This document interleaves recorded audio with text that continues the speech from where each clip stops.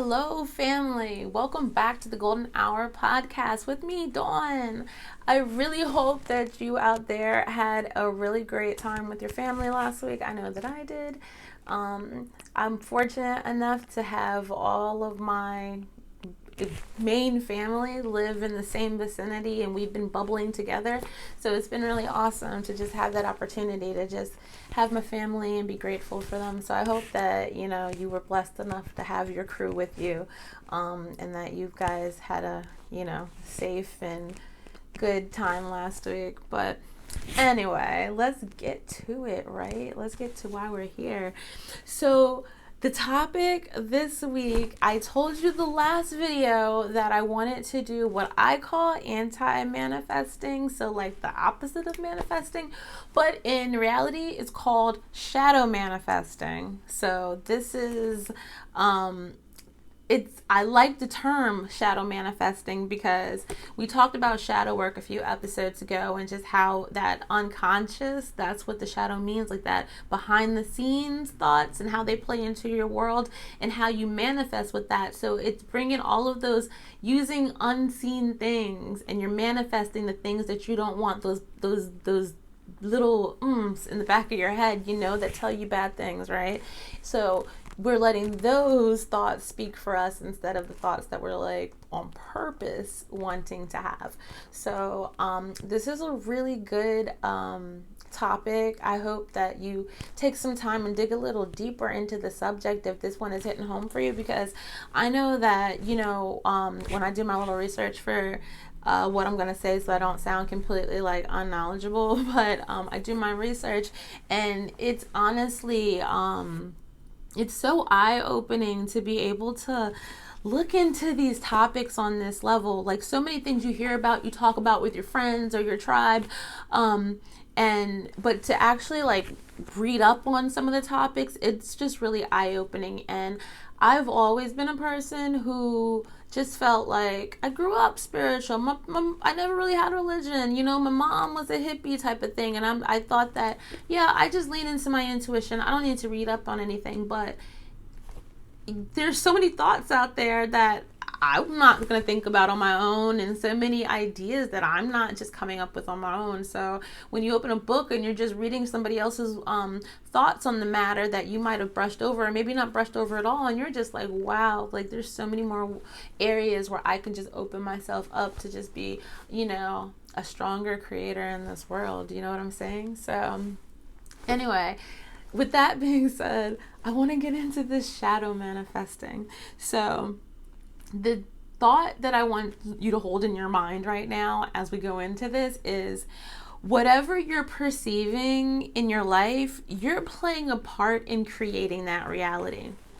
Now, honestly, I really didn't even want to get into this topic in this way, because there's no way to go around it but to say that you're creating what's around you. And that's such a touchy subject for so many people, especially when people are going through things or have had like childhoods that have been negative, or or bad relationships or abuse or whatever.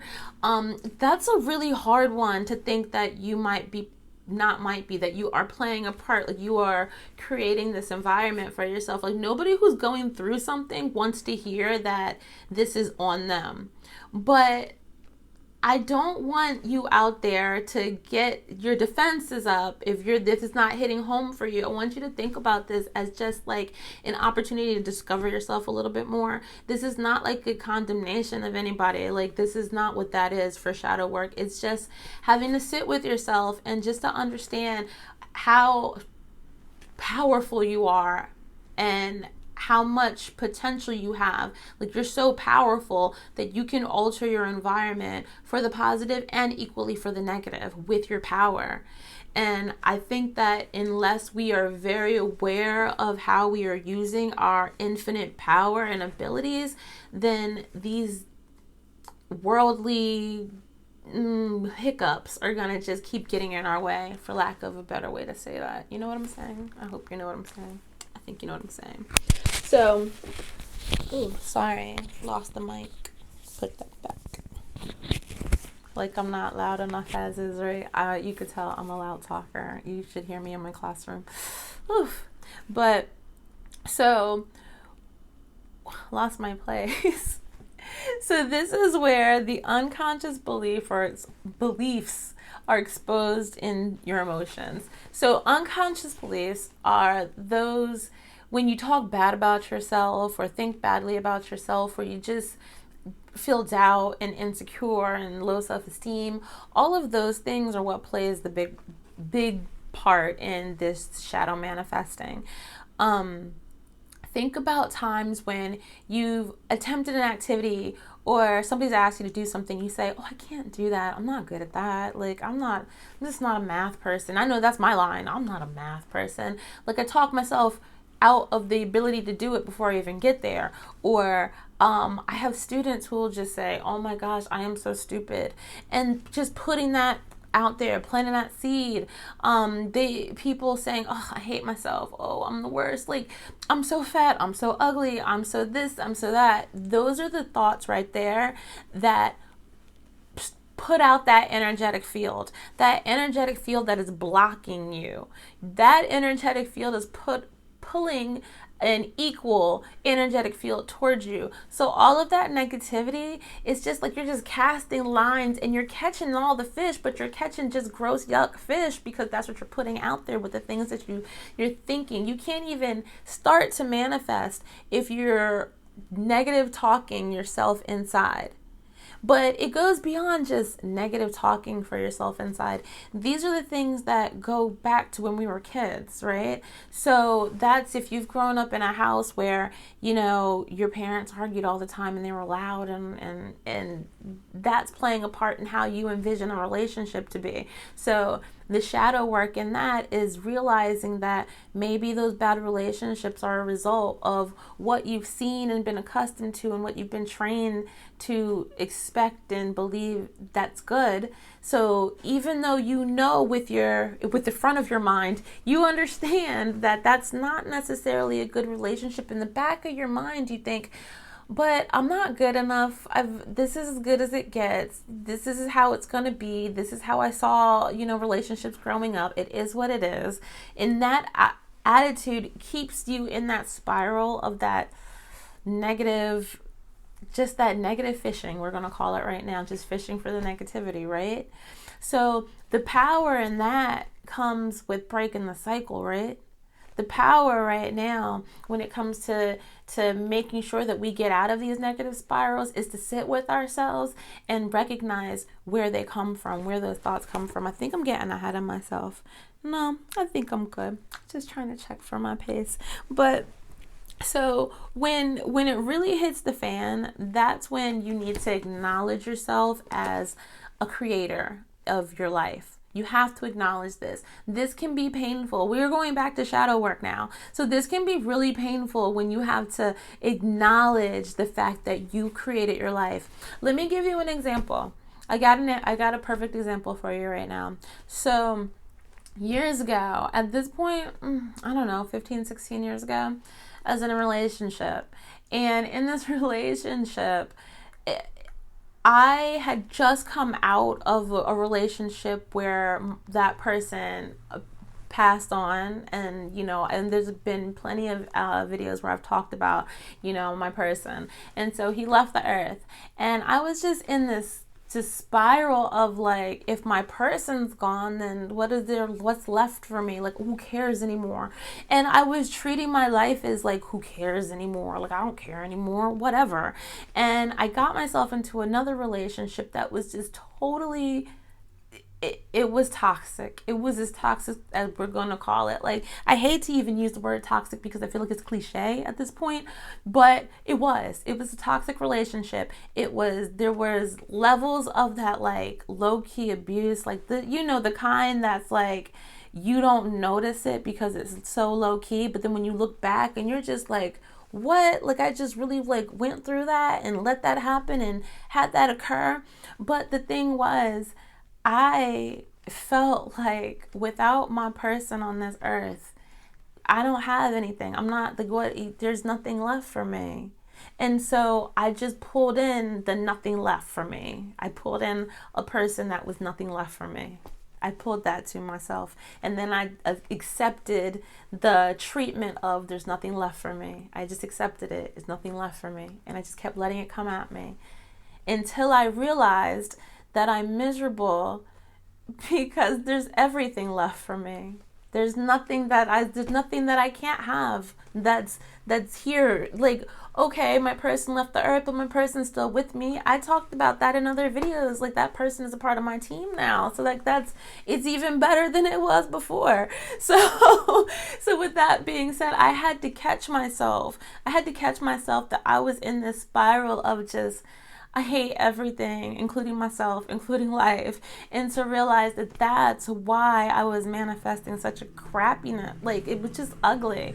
And the funny thing is that right after I ended this relationship, right, just ended it, like, this has to stop. And I had a friend of mine who told me to write down what I wanted in a mate on a piece of paper, and don't bend, don't break. But she said, write down like up to 10 things, and just that's what it's going to be. That is it, right?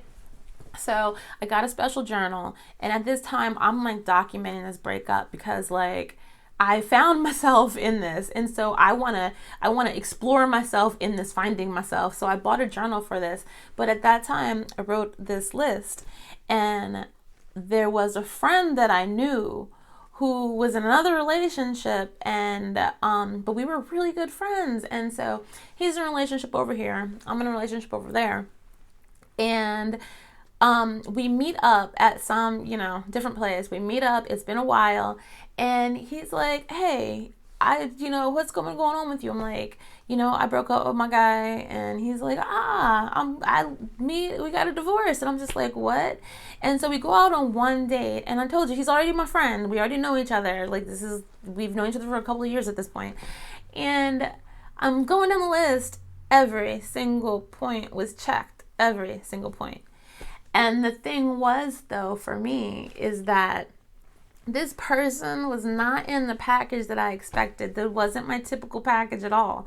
And so I'm like, what are we doing here? But then I'm just like, the intuition, the wisdom in me is just like, every single check is marked. You just wrote this list like 2 days ago, and then he's free. It fits the list. It's a situation, and we've been married now for over 12 years. So clearly it was the intuition and following intuition, but it was also the knowing that I didn't have to have that kind of relationship. I didn't have to have a crappy relationship. I didn't have to allow that for myself. I had to do the shadow work so that I can manifest better, because all I was doing was manifesting not good.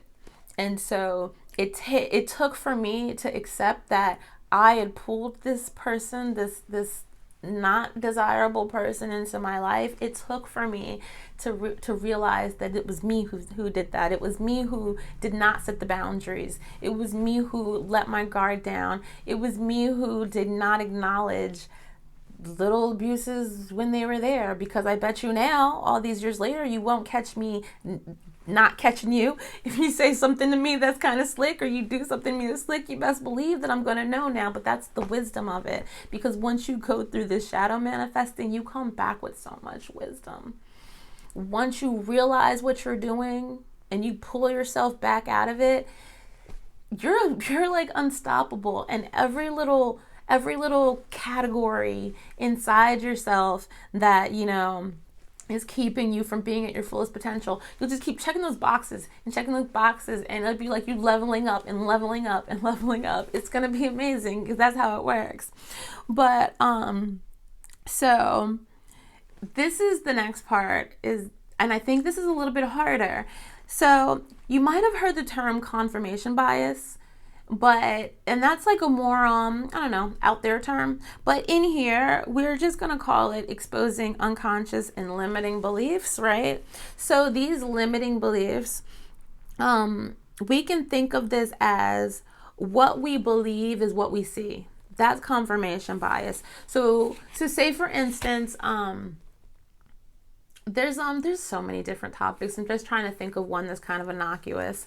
But like, say for instance, the idea of Nike versus Reebok, right? So in that conversation, if a person is just like has always liked Nikes for whatever reason, their uncles wore Nikes, their parents are Nike people or whatever, they're always gonna look for a reason to support Nike, because that's their brand, and a person who likes Reebok is just gonna look for a reason to support Reebok because that's their brand. And if they're told something negative about those groups of people, they're gonna find reasons to prove that to be wrong. They're going to look for the conspiracy that proves it wrong, even when there's evidence that proves it right. So this is confirmation bias, which is that you believe it already, so you're just looking for things that like amplify the belief that you already have of it.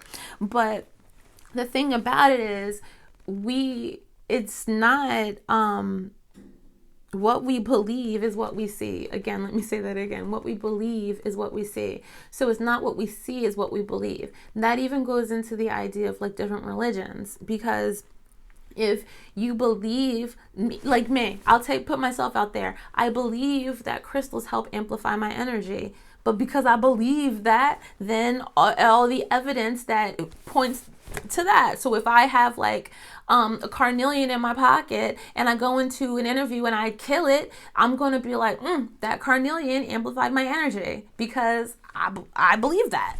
And so that's what makes it true. To somebody else, that might not be true at all. But to me, that's what makes it true. So with that being said, that can work against you too. So say, for instance, you have a really close friend and you just believe for sure that that friend is betraying you. And that friend is minding their business, being a good friend, but you are just sure that you are getting betrayed by that friend. Then you think back and you're just like, wait a minute. Let me go back into my psyche, go back into my memory to remember, like my mom left me when I was young. She just went to go get milk and never came back. I feel betrayed by my mom. That's why I just don't trust anybody. This person is bad mic, because I didn't want to put it up here, guys. Sorry for you guys that are listening on iTunes and you can't see me struggling. My mic keeps falling because I was trying to make my shirt cuter, but it's not working. Anyway, back to my example. So if your mom leaves you to, you're always going to feel like betrayed, and you're always going to feel like you can't trust anybody, and you're going to look for reasons to not trust people. That's what you're going to do. So no matter what the person is doing, you're going to just be like, I don't like it. I don't trust it.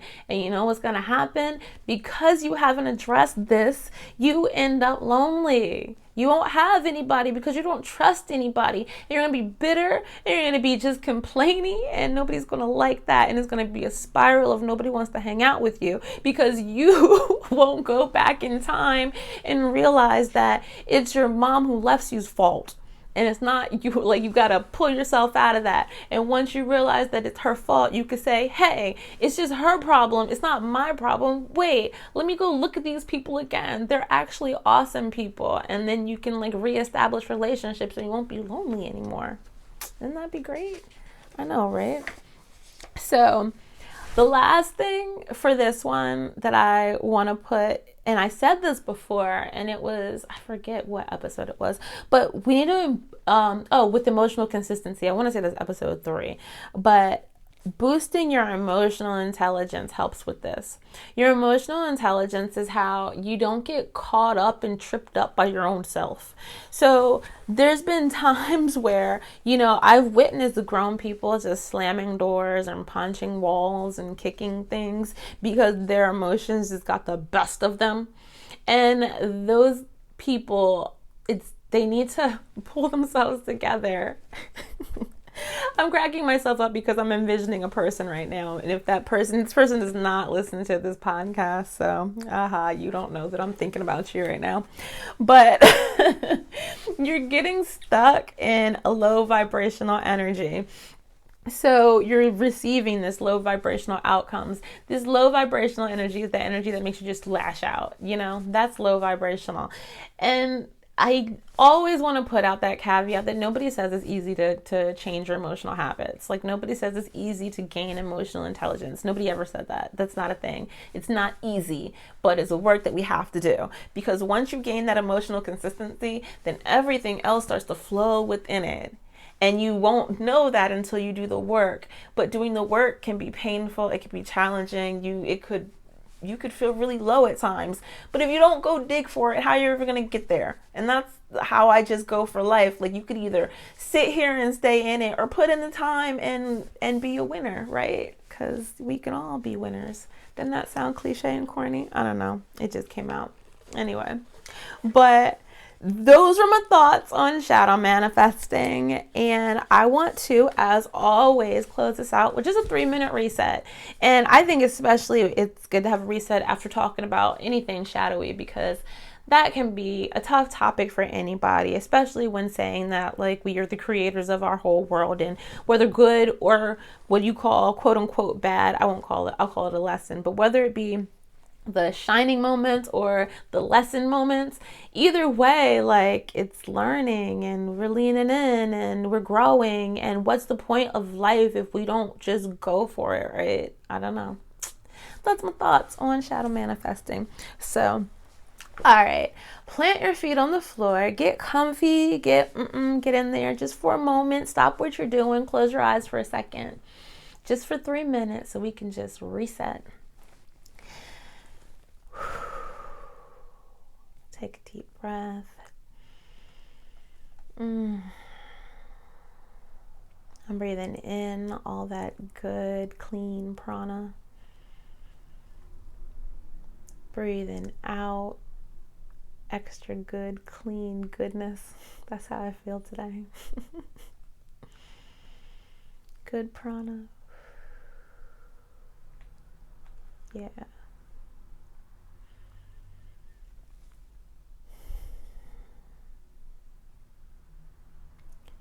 So just relax your forehead. Feel your muscles just slacken on your forehead. Relax your eyelids. Feel them stop fluttering on your cheeks.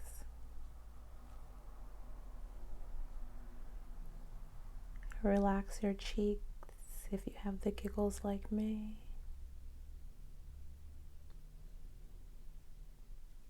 Drop your tongue from the roof of your mouth. Feel your jaw go slack. We're already much calmer as our shoulders slump down away from our ears. And our back is now nice and comfy, just falling in the most natural way into the back of your chair.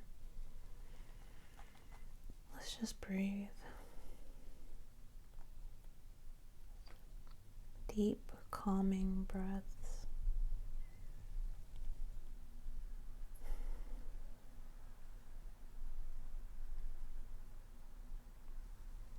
You're aware of all of your thoughts just floating down the stream like little ducks.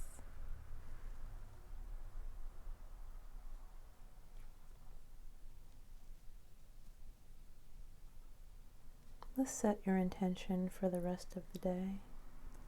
For me, I have the power to shift my energy.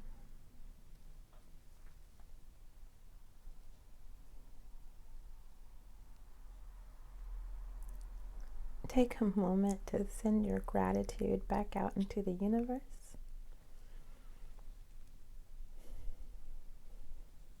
Now open your eyes and you're ready for the day. Thank you for hanging out with me again on the Golden Hour podcast. And as always, as within, so without. See you guys next week. Bye.